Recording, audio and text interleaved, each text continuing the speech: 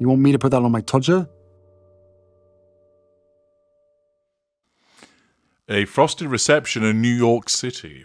Harry's wife goes to New York again, done all of part of asserting control over the people that she's there with, and, of course, the wider viewership and readership of whatever publication she appears in. It's there to enable her to draw fuel and to manage that facade.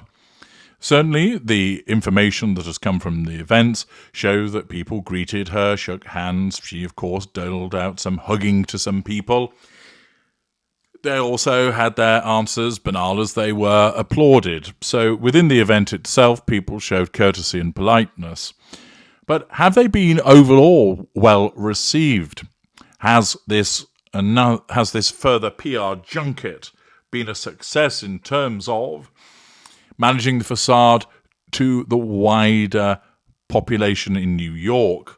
Well, according to The Express and an article by Isabella D'Urso, it's questionable. As the headline reads, Harry's wife and Prince Harry get frosty reception in NYC as locals don't care. Prince Harry and Harry's wife drew no crowds as they returned to New York City to speak at an event on World Mental Health Day. It's understandable that they would not draw any crowds because, one, who are they? He's a prince and she is his wife. There's no discernible talent between the two of them. They don't have brilliant ideas. She turns up to events thinking that she's attending a Hollywood premiere rather than a solemn event. They haven't created a fantastic tech startup. They're not titans of industry. Instead, they're titans of tedium. And therefore, they're not entertainers. They're not raconteurs. They're not people that provide brilliant speeches. And therefore, why would you be particularly bothered about their attendance? You wouldn't. But that doesn't help Harry's wife. She believes that there should be crowds, and she can't understand when they're not there. She can't understand that people won't turn up because they either don't care or don't like her. She believes that people should be there waving at her, delighted at her attendance, because she's Harry's wife. No matter how often she turns up for events and there's very few people there, no matter how often she is met with criticism of her behaviour, her narcissism continues undaunted to tell her that she is loved, that she's amazing, that people should be there. And any failure of those crowds to attend is nothing to do with her, and is either just as a consequence of a prevailing attitude of hatred, the fault of the press turning against her, or that somebody hasn't organised it properly. She cannot compute that she is unpopular.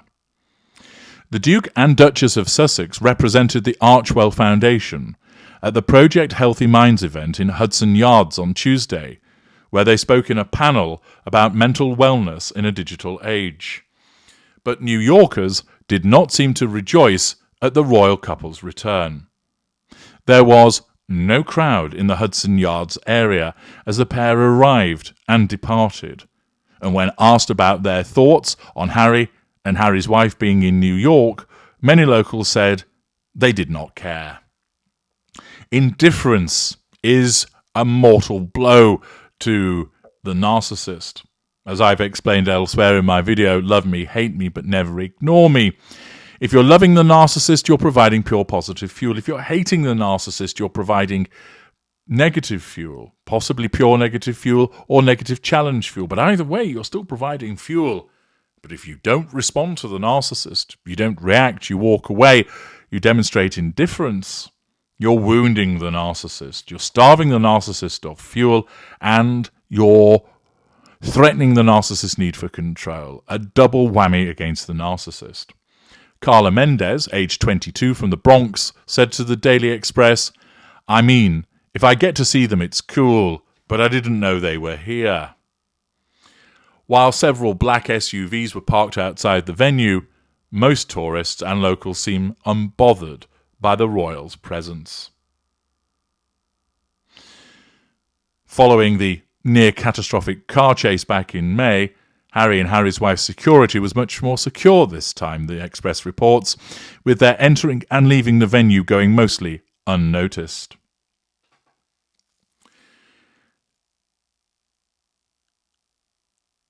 One person did ensure that she was at the event.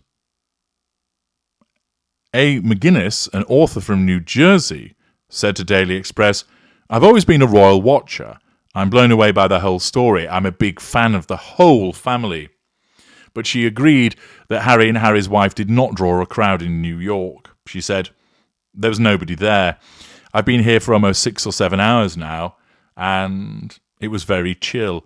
Everybody seemed very respectful and willing to give them space, or put another way, they simply weren't interested in her and what Harry had to say." Harry and Harry's wife left Hudson Yards after about 2 hours at the event, where they talked to NBC's Carson Daly about building community and creating positive change online for young people. Thus, no crowds, which of course will have disappointed Harry's wife because she wants those crowds because it reminds her, tells her that she's important, that she matters. Thus, nobody was particularly bothered about turning up at the event itself. But what about the wider public following coverage of this event? What's their view of it all? Is it equally frosty or something else? Well, diving below the line for a moment at the Daily Mail, HG86 comments 7 cars to carry their egos. Jane Doe, why do they need so much security?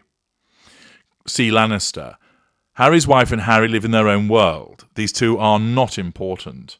Cordy, trying to feel important again. Speak no truth, saving the planet every day, bless them. Which, of course, was being sarcastic. Merrimack Valley, we want privacy. GG, the privacy tour is resumed. Evelante, absolutely ridiculous. Their presentation was just 90 minutes. It's not a summit, it's a festival. Britain is full. Comments, we want our privacy. Roll Me Over Romeo, first annual World Privacy Tour. Anne Estep, she doesn't know how to dress. Aussie Reporter, the question is, what is their job? What do they do for a living? Who made them the title of providing advice when they have no education background? And it's a valid point. Harry's wife, of course, is expert in everything. You want to know about something, she'll have a view about it. Why? Because her sense of entitlement drives her to believe that she should tell everybody how they should conduct their lives. In actual fact, there has been some excerpts of what she had to say at the summit, and you'll struggle to stay awake during her word salad no response, part of which I will be subjecting you to in a separate video. Lins14, it's all got boring, so samey and predictable. I don't mean to be rude, but it does seem like they're trying too hard to emulate the life they left behind. Millwife and Mum, the worst part is the hard-working people of New York are paying for all of their security while they are busy promoting themselves. Thanks, Mayor Adams, for making that decision. Tasnan, this woman has absolutely no sense of propriety or decorum and is an embarrassment and laughingstock time and again. What gave her the idea that this was an outfit suitable to wear to such a serious and sombre occasion? She is completely indifferent to the subject matter and mood and tone of the audience and turns up in yet another fashion faux pas. Archibald 2, OMG, no words.